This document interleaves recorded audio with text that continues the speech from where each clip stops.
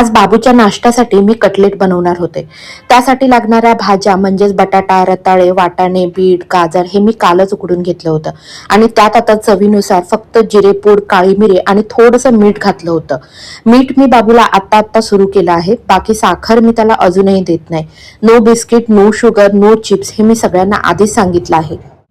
रोज त्याला काहीतरी हेल्दी बनवून द्यावं असं मला मनापासून वाटतं, पण कामामुळे मला फारसं काही जमत नाही. त्यामुळे जेव्हा जेव्हा पॉसिबल होईल तेव्हा तेव्हा मी नक्की करत असते.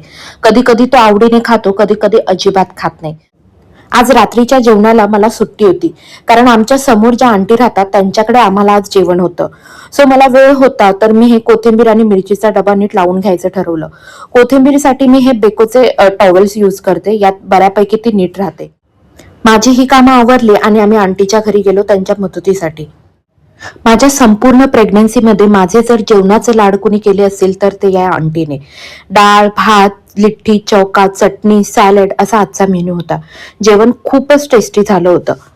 बाबू अजिंक्य सोबत घरी खेळत होता, त्यामुळे मी पण निवांतपणे इथे जेवत होते.